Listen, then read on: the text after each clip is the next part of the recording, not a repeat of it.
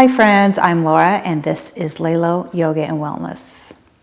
Today I'm going to be doing a wrist-free practice. Not really wrist-free, you may use your hands occasionally to, especially helping yourself get up and down, but at the very most we will be only using those hands for a few seconds. So in a practice like this, I want you to remember that the other parts of your body, especially your legs and core, are going to have to pick up the slack for the weight bearing that your hands are not doing. So just be ready for that. Let's get started. Find any seated position that you feel comfortable with. And if it feels good, you can close your eyes, but you don't have to. You can just take a soft focus on one spot on the floor, whatever feels good. And we're just going to spend a couple of minutes here getting ourselves present and ready to practice movement. So first check in with your body, see how you're doing, how you're feeling. You might be feeling awesome. Maybe you're feeling a little tight somewhere. You might be a little tired, depends what time of day it is, all that good stuff. But take a few minutes to just honor and acknowledge your body. And then turn your attention to your mind, how much activity is going on in there. Is it getting kind of crazy? Maybe you're feeling some stress or anxiety. Maybe you're feeling calm and relaxed. Your purpose is just to begin noticing and paying more attention to your physical and mental being right now.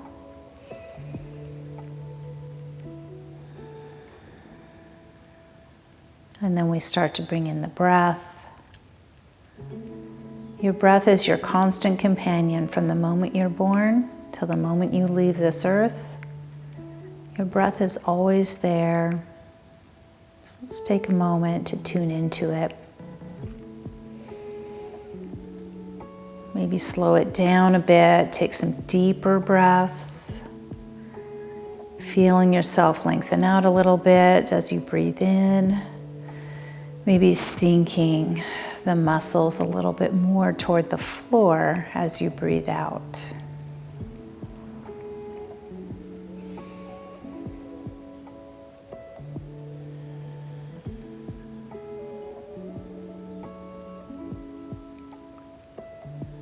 On your next breath, as you exhale, just open the mouth and allow yourself to sigh that breath away. Give yourself that physical and mental signal that you're about to move. If the eyes are closed, you might want to blink them open slowly. Let's take a deep breath and just bring some movement into the body. Reaching those hands high, maybe tapping the fingers. Exhale, release that breath. Inhale. Maybe we're following our hands with our gaze. Bring some movement into your neck. One more deep inhale, reaching high. This time on your exhales, take a seated twist, reaching your left hand toward your right knee. Right hand is coming behind you, just to prop your back up a little bit. Every time you breathe in, we sit taller. Exhale and deepen your twist just a little bit. Getting a little bit of mobility in the spine this morning. Inhale, reach the hands high. Exhale, take that twist over to the other side. Sitting a bit taller, taking that twist a little deeper. Let's take one more breath here. And now we inhale, reach the hands high. Put your feet flat on the floor. Exhale, bring the hands underneath your legs and let yourself just lean back, tucking your chin, rounding your spine. Inhale, pull in a little closer, lift the gaze.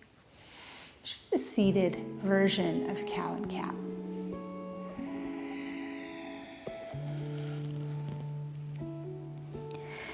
Anytime you're feeling like you want to break for those wrists, you can always do the seated version of cow and cat versus on your hands and knees.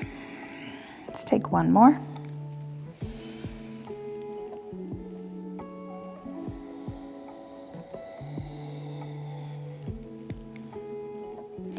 And now just bring your spine to neutral. We're going to move into a boat pose. And you have a few options here. The main thing to keep in mind in a boat pose is that you want to keep the chest lifted and the spine long. So anytime you get to a point where you're starting to compromise that, just allow yourself to move into a different version of it so that you can maintain that nice long spine. So you might be here with your feet on the floor, your hands alongside your legs. Maybe you move the hands away from the legs. Maybe you lift the legs off the floor. Maybe you reach the hands. Maybe you extend the legs. Any version that you want, find that version that feels best to you and hold on to it for 10, 9, 8, 7, 6, 5. Keep that chest lifted. 3, 2, 1. Start to lengthen out your legs. Tuck in your chin. See if you can hover the legs and hold canoe here for 5, 4, 3, 2, and 1. Let that canoe sink. Let's bring your right knee into the chest. Put your hands around the knee. Hold the knee toward the body. And you have a couple of options here. Again, you can leave the left leg on the floor, or you can hover that left leg, or you can take the toe and just tap the toe down. And then we're going to switch sides. Same options, hover, rest the leg, or tap the toe. And we're going to continue to alternate between sides, and you take the versions that feel good to you. We're going to continue this for 20 seconds.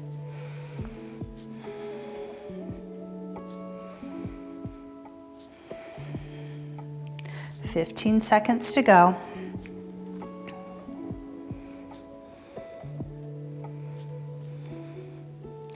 "10 seconds, hang on. 5 seconds. 3, 2, and 1. Nice work. Let's bring both feet down to the floor, right underneath your knees. Your hands are alongside your body, palms facing down. Find that little bit of scoop in your hips to let your lower back connect to the floor.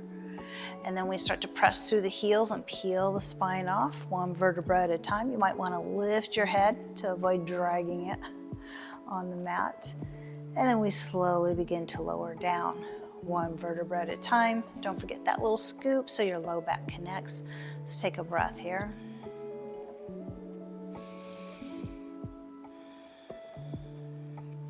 And again, scooping the hips. Peel up through the spine, little squeeze through the glutes here. This time, pull your heels a little bit closer toward your butt. And you'll feel that activation happening all the way down the back side of your glutes and thighs into your hamstrings. And then we lower down again, one vertebra at a time. Let's take a full breath in and out. Scoop, peel, squeeze, pull the heels, exhale and lower down. Let's draw both knees into the chest. Take them a little bit wider and we're going to start to rock and roll, everybody's favorite part here. Now you might use your hands to give you a little assistance. We're going to rock all the way up onto our feet, with the feet wide, coming into Malasana. So you might keep your hands out in front to give you a little balance. Maybe you're going to sit here on top of your block to give you a little bit of extra support. Maybe your hands are at heart center. Maybe they're at your wrists, or elbows. Those other joints, you know. You could even, if you're feeling like that's too hard on your knees and you don't like the way it feels, take it up a little bit higher so that you're in this partial Malasana squat. Straighten out your feet now, keeping a generous bend here at your knees. Let your belly rest between your thighs. And then the head starts to hang as we come into ragdoll. Reaching for your opposite elbows. Keep your weight grounded in your heels to offset the weight of your upper body. Take a little breath, and then we let the arms relax. Slowly begin to lengthen out through the legs. Still looking through those knees to come into a forward fold. Maybe drawing the chest a little closer.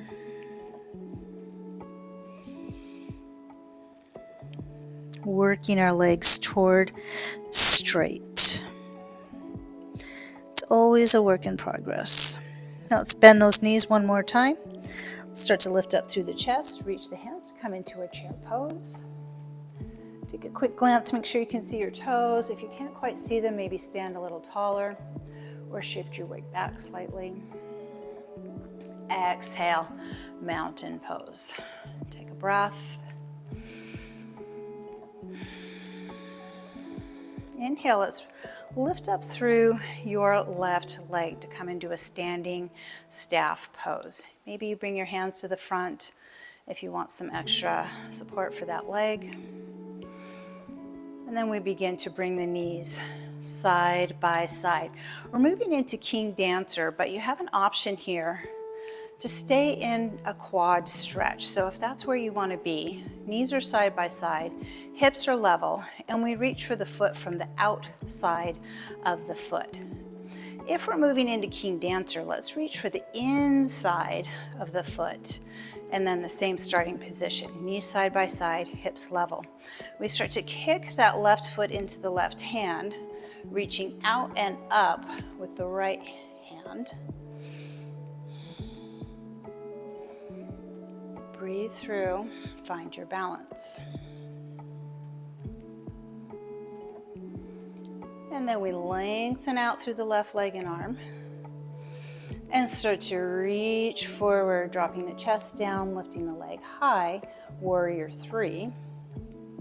Dropping the left toes to the mat, heel stays up. Let's scoop the hip forward, reaching up. Crescent lunge just as a transition to move into our warrior 2. Heel to arch, hips in the center, shoulders in the center. Let's reach the hands out, take the gaze forward. Find that strong warrior spirit. You're taking all these experiences of your past, bringing them through into your future for that strong warrior. Inhale, straighten out the front leg, tap the fingertips at the top. Exhale, warrior 2 again. Inhale, reach those hands, maybe you're following with your gaze. Exhale. Inhale. Exhale. Inhale. This time on your exhale, let's drop the left hand to the left leg, reverse triangle. Looking for some space between your bottom right rib and your right hip bone. Breathe.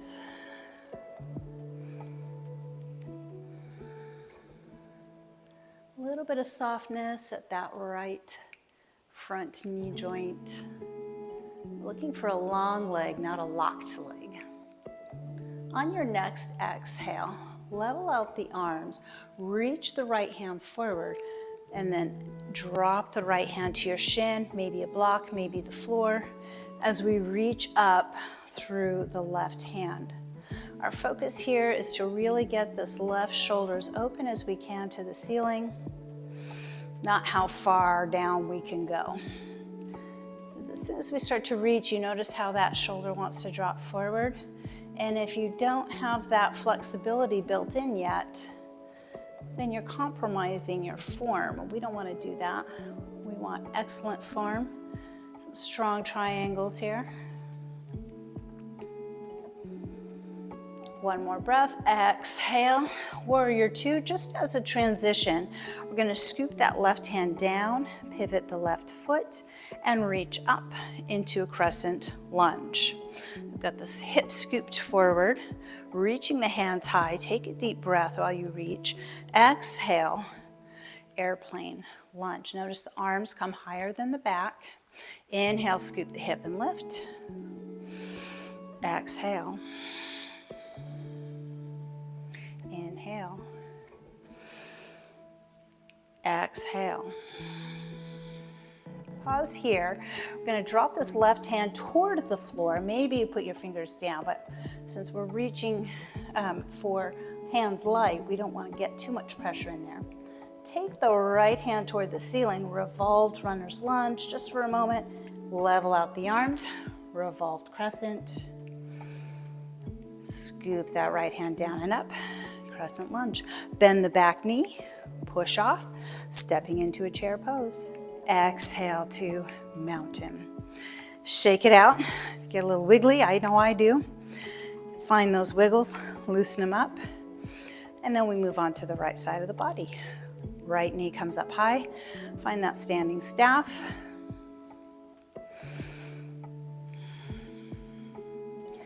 And then we bring the knees side by side, quad stretch, or as we move into King Dancer, that inside grip on your foot, reaching out through the left hand, kicking the right foot into the right hand. Release the foot, start to extend the legs and the hands, lowering down, warrior three. Reach, reach, reach through the toes, drop the toes to the ground, scoop your right hip forward, lifting up through the fingertips and pivoting into warrior two. Front knee bent, hips and shoulders in the middle, arms at the shoulder line. Find your strength in your warrior. You've got that warrior spirit. Inhale. Tap the fingers, lengthen the leg. Exhale. Again. We all have a warrior spirit. It's just a matter of finding it, tapping into it, and believing in it. Exhale. Inhale, drop the right hand to the right leg. Left hand reaches. Reverse triangle. Find that space between the rib, hip. Keep breathing. Exhale, leveling out, coming into your warrior two. Your warrior two. Sweep the left hand down and up, facing forward, crescent lunge. Exhale into that airplane crescent. Inhale and lift, scoop the hip. Exhale. Inhale and lift. Exhale. Inhale and lift. Exhale.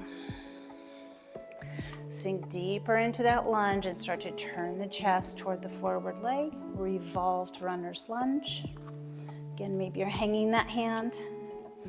And then we lift up, reverse crescent lunge. Inhale, sweep the left hand down, face front, crescent, bend the back knee, step into your chair pose. Exhale into mountain. Take a breath.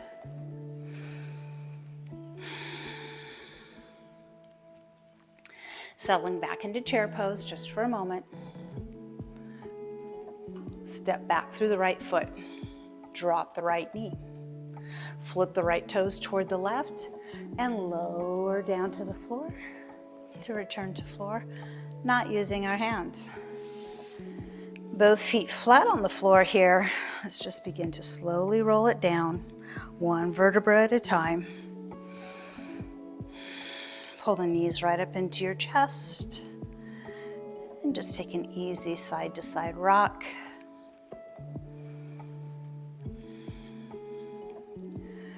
Drawing a little circle with the knees, going one way and back around the other. Making sure you pause on any spots that feel a little bit tight or that need a little extra TLC. Let's return to neutral. Take a deep breath, deep enough to push your belly out, to push your thighs away from you. Exhale, draw the knees back in. Let's do that again.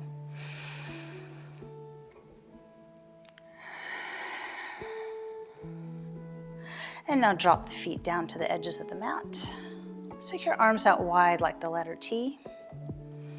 And we begin to just take an easy windshield wiper side to side. So we're getting a little bit of hip mobility, releasing the low back.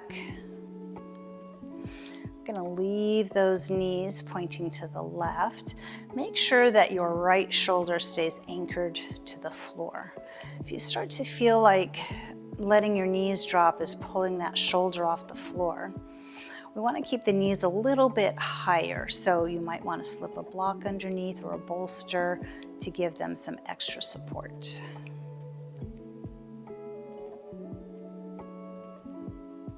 And then we bring both knees up to the center.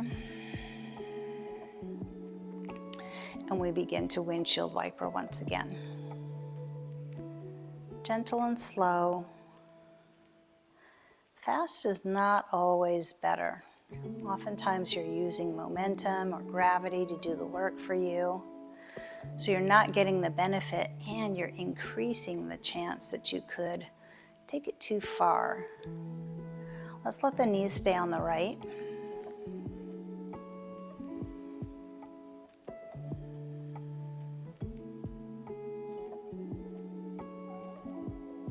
Again, making sure we're keeping our shoulders anchored to the floor. And let's bring both knees up to the center. Adjust your body if you feel like you're a little bit out of whack. You want to get nice and long through the spine. We're going to bring the arms closer to the body and then just let them fall wherever they fall. And then we allow the knees to drop together. You might notice when you're in this restorative pose that your low back stays connected to the floor. That's why I always recommend this as an option during Shavasana, because sometimes our low back needs a little extra support, and this is the way to get it. Otherwise, if you're ready for it, you can certainly extend those legs out. Take them near the edges of your mat. Just let the feet flop out to the side. So we start to slow our breath, slow our brain, slow the body, and relax.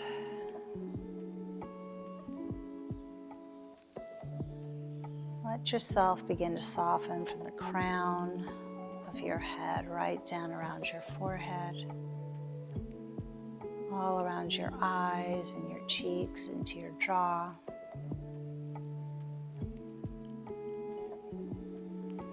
Right down into your neck and your throat.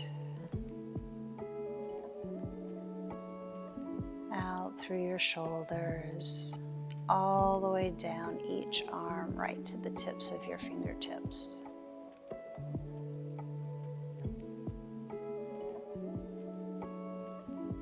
And then we slow the breath.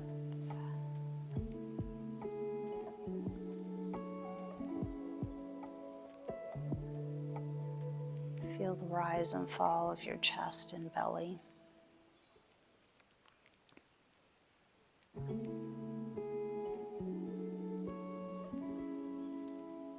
Softening all the way through the hips, both legs right down to your toes.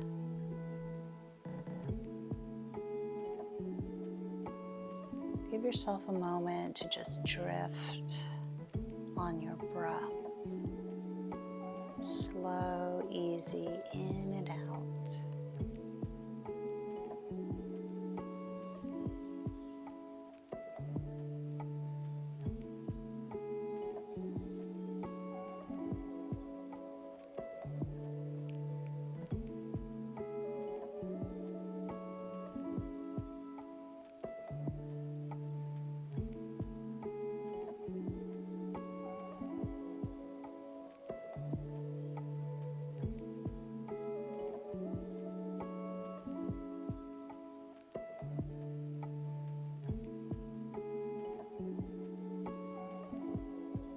If you have the time, please stay in your Shavasana for as long as you would like.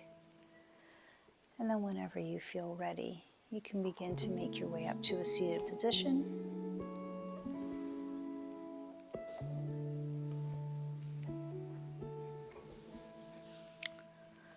Letting your chin drop toward your chest and then slowly taking the ear to one side and then the other.